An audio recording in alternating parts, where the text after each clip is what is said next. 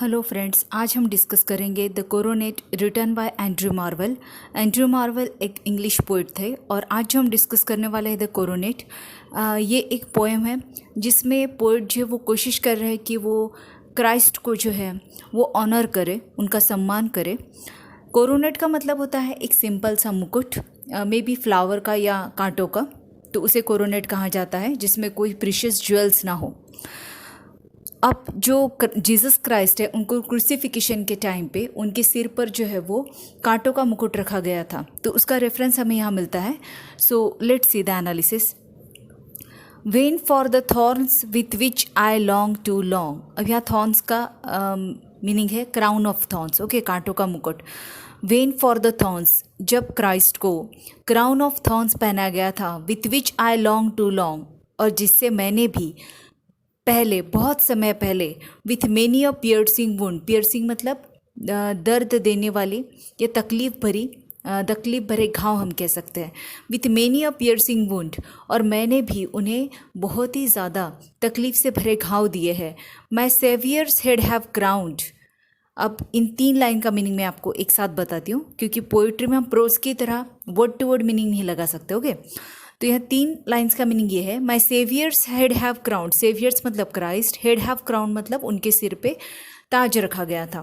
तो 3 लाइन का मीनिंग ऐसा है कि जब क्रूसिफिकेशन के टाइम पे क्राइस्ट के सिर पर कांटों का मुकुट रखा गया था तो उन्हें बहुत ज़्यादा तकलीफ हुई थी, और अब पोएट भी वही कर रहे हैं। उन्होंने अपने सिनफुल एक्शंस को काटे कहा है, मतलब जो भी उनके एक्शन है, जो गलत कर्म है उनको उन्होंने यहाँ पे कांटे कहा है। तो पोएट कह रहे हैं कि मैंने जितने भी पाप किए हैं वो सारे कांटों की तरह है, जो कि जीसस क्राइस्ट के सिर में जो वो घाव दे रहे हैं। I seek with garlands to redress that wrong. I seek, अब मैं कोशिश कर रहा हूँ, विथ गारलैंड्स की हार से, टू रिड्रेस ठीक करूँ, दैट रॉन्ग वो गलती, through every garden every made. अब एवरी गार्डन मतलब हर बाग से, हर मेड से, सॉरी, यहाँ मेड का मतलब मिडो है। मिडो का मतलब होता है कि जहाँ पर घास का मैदान हो बड़ा। तो हर बाग से, हर घास भरे मैदान से, I gather flowers, my fruits are only flowers. I gather मतलब मैंने इकट्ठा किए हैं फूल, my fruits are only flowers. My fruits का मतलब है मेरा जो भी मैंने कर्म किया है उसका फल, ओके। माई फ्रूट्स मतलब मेरा फल, आर ओनली फ्लावर्स। और फ्लावर्स क्या है? कवि की कविता है। अब यहाँ पे 2 मीनिंग है। जब मैं यहाँ पर फ्लावर्स या गार्लैंड्स कहूँगी तो यहाँ पे 2 मीनिंग है। एक तो है कि फूलों की माला, और दूसरा है पोइट की कविता। मतलब पोइट यहाँ पे जो फ्लावर्स है उन्हें एज अ वर्ड्स यूज़ कर रहे हैं, और इन्हीं वर्ड से वो जो कविता बना रहे हैं उसे वो गार्लैंड कह रहे हैं, okay. So my fruits are only flowers, मतलब मेरी पोइट्री ही, मेरी कविता ही, मेरे सारे जितने भी मैंने कष्ट लिए हैं उसका फल है। Dismantling all the fragrant towards. Dismantling मतलब removing, all the fragrant towards. अब फ्रैग्रेंट टॉवर्ड्स मतलब एंड्रयू मार्वेल के टाइम पर इंग्लिश सोसाइटी में लेडीज़ जो थी वो सिर के ऊपर बड़े बड़े टॉवर टाइप मतलब हेयर स्टाइल्स करती थी, ओके, ऐसे ऊंची ऊंची हेयर स्टाइल्स करती थी, तो उसे यहाँ पर फ्रैग्रेंट टॉवर्स किया है। और फ्रैग्रेंट इसलिए कहा गया है क्योंकि वो उसमें फूल लगाती थी, तो उन फूल की वजह से वो वहाँ खुशबू आती थी, तो उसे फ्रैग्रेंट टॉवर कहा गया है, ओके, उस हेयर स्टाइल को। That once adorn my dismantling all the fragrant towers. अब पोइट कह रहे हैं कि मैंने हर एक जो ऊंची ऊंची हेयर स्टाइल्स की थी औरतों ने, उसमें से जो भी फूल थे वो निकाल लिए। That once adorn my shepherdess head, जो कभी, अडॉर्न मतलब ब्यूटीफाई करना, खूबसूरत बनाना, माई शेफर्डेस हेड। अब पोइट यहाँ पे ये कह रहे हैं कि जब कभी भी मैंने कविताएं लिखी हैं, उन कविताओं में जब कभी भी मैंने रेफरेंस दिया है शेफर्डेस को, मेरी हीरोइंस को, लव पोएम्स के थ्रू, तो जब जो भी खूबसूरत वर्ड्स मैंने उनके लिए यूज़ किए वो सारे वर्ड्स जो है वो मैं इकट्ठा कर रहा हूँ। And now when I have summed up all my store, और अब जब मैं सभी अपने शब्दों का, जितना भी मेरा स्टोर है, शब्दों का जितना भी मेरा खजाना है, उसको जब मैंने सारांश निकाला, मतलब उसमें के सबसे अच्छे अच्छे वर्ड्स जब मैंने इकट्ठा किए, thinking so I my self deceive. अब मैं ऐसे सोच ही रहा था कि मैं क्राइस्ट के लिए एक अच्छी पोएम लिखूँ, और मैंने वो करना शुरू भी कर दिया, सो आई माई सेल्फ डिसीव, तो मैंने खुद को ही डिसीव कर दिया, धोखा दे दिया. So rich chaplet thence to weave. Chaplet का मतलब होता है गार्लैंड, अगेन हार. देन्स का मतलब होता है यहाँ पे to with those flowers. To weave मतलब बुनना. Okay, so rich chaplet thence to weave. तो मैंने क्या किया कि उस जो भी अच्छे अच्छे शब्द थे उनसे मैंने एक बहुत खूबसूरत माला बनाई. As never yet the King of Glory wore. ऐसी माला कि जो द किंग ऑफ ग्लोरी मतलब क्राइस्ट, कि जैसे क्राइस्ट ने कभी नहीं पहनी हो. Alas I find the serpent old. लेकिन मैंने जो इतनी खूबसूरत माला बनाई उसमें मुझे क्या दिखा, एक सांप दिखा. अभी सरपेंट ओल्ड मतलब सेटन, या जैसे पैराडाइज लॉस्ट में जो सेटन था उसको भी रेफरेंस है, ये रेफर किया गया है, या फिर हम डेविल भी कह सकते हैं.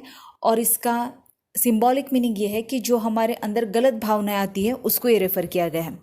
Alas I find the serpent old that twining in his speckled breast. Speckled का मतलब होता है स्पॉटेड, धब्बे धब्बे होना. ब्रेस्ट मतलब यहाँ पे सांप की जो वो बॉडी, उसे कहा गया है. The twining in speckled breast about the flowers disguise does fold. Disguise मतलब छुपा होना. तो पोइट ने क्या देखा कि उन्होंने जो इतना खूबसूरत गार्लैंड बनाया था, इतनी खूबसूरत जो माला बनाई थी, उसमें उन्होंने देखा कि उसमें एक सांप है. और उस सांप ने क्या रखा था, ट्वाइनिंग कर रखा था, मतलब गोइंग राउंड एंड राउंड. वो उनकी माला के अंदर जो है वो गोल गोल लपेटे हुए ऐसे बैठा हुआ था उस माला को, और उसके ऊपर जो है धब्बे धब्बे थे. About the flowers disguised as fold. फूलों में वो छुप के बैठा हुआ था, फोल्ड करते हुए, मतलब going round and round. With wreaths of fame and interest. और उसने क्या किया था कि wreaths of fame and interest मतलब, अब ये रिथ का मतलब अगेन गार्लैंड होता है, हार होता है. तो wreaths of fame and interest. Poet कह रहा है कि जब उन्होंने एक सुंदर सी माला बनाई, मतलब एक सुंदर सी कविता की जो कि क्राइस्ट के ऑनर में लिखी गई है, एक रिलीजियस पोएम लिखी गई है, उसमें एक ओल्ड सरपेंट उन्हें नज़र आया. मतलब उनके अंदर, उनके मन में ये भावना जागी कि इस पोएम की वजह से उन्हें फेम मिले, उन्हें नेम मिले. मतलब उनका पर्सनल इंटरेस्ट, पर्सनल इच्छा आकांक्षा उस रिलीजियस पोएम में आ गई, तो इसलिए उन्होंने उसे सरपेंट ओल्ड कहा है. Okay. A foolish man that wouldn't debase with them. अब पोइट खुद को ही कह रहे हैं कि मैं इतना मूर्ख कैसे हो सकता हूँ कि मैंने अपने ही क्रिएशन को, जो कि एक रिलीजियस पोएम थी जो कि क्राइस्ट के ऑनर में लिखी गई थी, उसमें भी मैंने सोचा कि मुझे नेम और फेम मिले, तो मैंने उसे डिबेस कर दिया, मतलब डिग्रेड कर दिया. Degrade with them. देम का मतलब है यहाँ पे name, fame, interest. And mortal glory heaven's diadem. Diadem का मतलब होता है crown. Okay. And mortal glory. और मुझे क्या चाहिए, मॉर्टल ग्लोरी मतलब ऐसी फेम चाहिए मुझे, ऐसी प्रसिद्धि चाहिए, ऐसा नाम चाहिए जो ख़त्म होने वाला है. ओके. तो ये क्या है, मूर्खता है. हेवंस डायडम, तो वो यहाँ पर क्राइस्ट को रेफर करते हुए कह रहे हैं. But thou who only couldst the serpent टेम.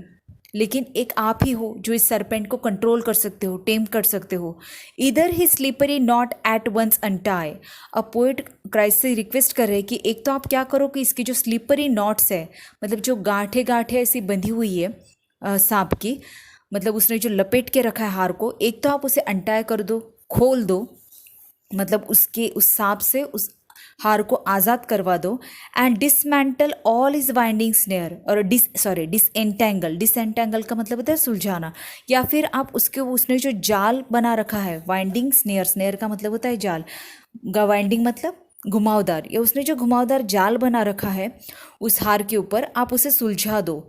और shatter too with him my curious frame. अब यहाँ माई क्यूरियस फ्रेम का मतलब 3 चीज़ें हैं. एक तो पोएम, या फिर पोइट की बॉडी, या फिर गार्लैंड. ओके. तीनों चीज़ें हैं यहाँ पर. कैसे, मैं बताती हूँ. और शैटर मतलब टुकड़े टुकड़े हो जाना. एक तो आप उसे सुलझा दो, उस स्लीपरी नॉट्स को, उस सांप के जाल से मेरे गार्लैंड को, मेरी माला को आज़ाद करवा दो. या फिर आप क्या करो, टुकड़े टुकड़े कर दो उस हार के, मतलब इस पोइट्री के, या मेरे जिसमें सीनफुल एक्ट्स है, विथ माई क्यूरियस फ्रेम.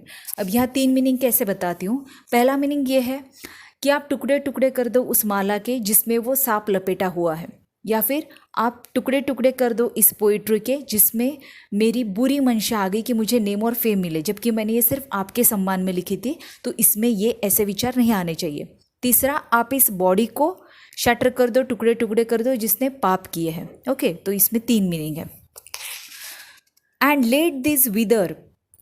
विदर का मतलब होता है मुरझा जाना या ख़त्म हो जाना। And let this wither so that he may die, या फिर आप ऐसा करो कि इसे नष्ट ही कर दो, मतलब गार्लैंड भी नष्ट हो जाएगा और साथ में सांप भी नष्ट हो जाएगा। सो दैट ही मे डाई, ये सांप भी मर जाएगा।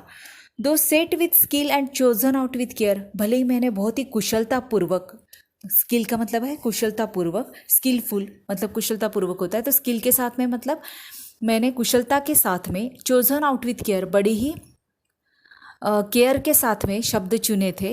That day while thou on both their spoils dost tread, thou का मतलब you, that day while thou on both their spoils dost tread, तो भले ही मैंने बहुत ही कुशलतापूर्वक, बहुत ही ध्यान से शब्दों का चुनाव किया था, इस कविता को बनाया था, लेकिन उसमें ये मेरे नेम और फेम की इच्छा जो जागृत हो गई वो गलत है।